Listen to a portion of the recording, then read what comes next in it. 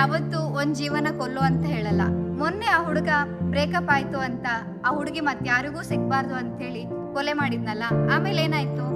ಎಲ್ರಿಗೂ ನಮಸ್ಕಾರ. ನಾನು ದಿವ್ಯಶ್ರೀ ಅದ್ರಂತೆ. ಜಗತ್ತು ನಿಂತಿರೋದೇ ಪ್ರೀತಿ ಮೇಲೆ. ನಾವೆಲ್ಲರೂ ಜೀವನದಲ್ಲಿ ಪ್ರೀತಿಗಾಗಿ ಹಂಬಲಿಸ್ತಾನೆ ಇರ್ತೀವಿ. ಪ್ರೀತಿಗೆ ಎಷ್ಟೋ ಜೀವಗಳನ್ನು ಉಳಿಸೋ ಶಕ್ತಿ ಇದೆ. ಆದರೆ ಇವತ್ತಿನ ಪ್ರೀತಿ ಯಾಕೆ ಅತಿರೇಕಕ್ಕೆ ಹೋಗ್ತಿದೆ? ನಾವು ಪ್ರೀತಿ ಮಾಡೋದು ಹೇಗೆ ಅಂತ ನಮಗೆ ಗೊತ್ತಿಲ್ವಾ? ಅಥವಾ ಪ್ರೀತಿ ಅಂದರೆ ಏನು ಅಂತಲೇ ನಮಗೆ ಅರ್ಥ ಆಗಿಲ್ವಾ?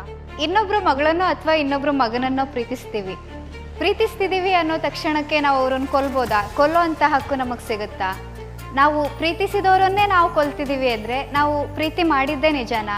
ಆ ಪ್ರೀತಿಗೆ ಅರ್ಥ ಇರುತ್ತಾ?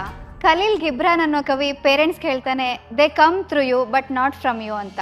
ಅಂದರೆ ಪೋಷಕರೇ ನಿಮ್ಮ ಮಕ್ಕಳು ನಿಮ್ಮ ಮೂಲಕ ಬಂದಿವೆಯೋ ಹೊರತು ನಿಮ್ಮಿಂದಲ್ಲ ಅಂತ. ಅಂದರೆ ಪೇರೆಂಟ್ಸ್ಗೆ ತಮ್ಮ ಮಕ್ಕಳ ಜೀವನದ ಬಗ್ಗೆನೇ ನಿರ್ಧಾರ ತಗೊಳ್ಳೋ ಹಕ್ಕು ಅವ್ರಿಗಿಲ್ಲ ಅಂದಮೇಲೆ ನಿನ್ನೆ ಮೊನ್ನೆ ಪ್ರೀತಿ ಹೆಸರಲ್ಲಿ ಬಂದು ನೀವು ಅವ್ರನ್ನ ಕೊಲ್ಲೋ ಹಂತಕ್ಕೆ ಹೋಗ್ತಿದ್ದೀರಾ ಅಂದರೆ ನಿಮಗೆ ಈ ಹಕ್ಕಿದೆಯಾ, ನಿಮ್ಗೆ ಈ ರೈಟ್ ಸಿಗುತ್ತಾ ಅನ್ನೋದನ್ನ ನೀವು ಫಸ್ಟ್ ಯೋಚನೆ ಮಾಡಬೇಕು ಅಲ್ವಾ? ಪ್ರೀತಿ ಅಂದ್ರೇನೆ ಸ್ವಚ್ಛಂದವಾಗಿ ಹಾರಾಡೋದು. ಅಲ್ಲಿ ಯಾವ ಅಧಿಕಾರ ಸಹ ಇರಲ್ಲ. ಇವನು ನನ್ನೋನು, ಇವಳು ನನ್ನೋಳು ಅಂತ ಒಬ್ರಿಗೊಬ್ರು ಯೋಚನೆ ಮಾಡೋದೇ ತಪ್ಪು. ಅವನ್ ಬದುಕು ಅವನದ್ದು, ಅವಳ ಬದುಕು ಅವಳದ್ದು. ಇಬ್ರಿಗೂ ತಮ್ಗೆ ಇಷ್ಟಪಟ್ಟ ಹಾಗೆ ಬದುಕೋ ಸ್ವಾತಂತ್ರ್ಯ ಇರ್ಬೇಕು. ಒಬ್ರಿಗೊಬ್ರಿಗೆ ರೆಸ್ಪೆಕ್ಟ್ ಇರ್ಬೇಕು. ಎರಡು ಇಂಡಿಪೆಂಡೆಂಟ್ ಜೀವಗಳಿಗೆ ಸಪೋರ್ಟಿವ್ ಆಗಿರ್ಬೇಕೇ ಹೊರತು ನೀನ್ ಹಿಂಗೆ ಇರು, ನೀನ್ ಹಿಂಗೆ ಬದುಕು ಅಂತ ಹೇಳೋ ಯಾವ ಅಧಿಕಾರನೂ ನಿಮ್ಗಿರಲ್ಲ.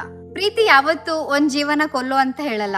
ಮೊನ್ನೆ ಆ ಹುಡುಗ ಬ್ರೇಕಪ್ ಆಯ್ತು ಅಂತ ಆ ಹುಡುಗಿ ಮತ್ಯಾರಿಗೂ ಸಿಗ್ಬಾರ್ದು ಅಂತ ಹೇಳಿ ಕೊಲೆ ಮಾಡಿದ್ನಲ್ಲ, ಆಮೇಲೆ ಏನಾಯ್ತು? ಅವಳ ಪ್ರಾಣ ಹೋಯ್ತು, ಅವನ್ ಜೀವನನೂ ಹಾಳಾಯ್ತು. ನಿಮ್ ಮೇಲೆ ಭರವಸೆ ಇಟ್ಟಿದ್ದ ಸೊಸೈಟಿಗೆ, ನಿಮ್ಮ ಪೇರೆಂಟ್ಸ್ಗೆ ನಿಮ್ಮಿಂದ ಏನ್ ಸಿಕ್ತು? ನಮ್ಮಿಂದ ತೀರಾ ಒಳ್ಳೇದನ್ ಮಾಡಕ್ ಆಗಿಲ್ಲ ಅಂದ್ರೂ ಪರವಾಗಿಲ್ಲ, ಕೆಟ್ಟದನ್ ಮಾಡಬಾರ್ದು ಅಲ್ವಾ? ಇವತ್ತಿನ ಪೀಳಿಗೆ ನಾವು ಓದ್ತಾ ಇದೀವಿ, ಕಲಿತಾ ಇದೀವಿ, ಹೊಸದನ್ನ ತಿಳ್ಕೊಳ್ತಾ ಇದೀವಿ.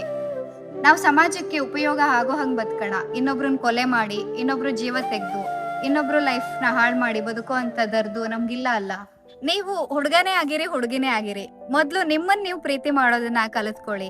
ಇನ್ನೊಬ್ರು ನಿಮ್ಮನ್ನ ಪ್ರೀತಿಸೋ ಹಂಗೆ ಬದುಕಿ. ನೀವ್ ಇನ್ನೊಬ್ರಿಗೆ ಇನ್ಸ್ಪೈರ್ ಆಗಿರ್ಬೇಕು. ಪ್ರೀತಿ ಯಾವತ್ತೂ ಒತ್ತಾಯದಿಂದ ಬರುವಂತದ್ದಲ್ಲ. ಪ್ರೀತಿಯಿಂದ ಸಂಪಾದಿಸೋಣ. Thank you.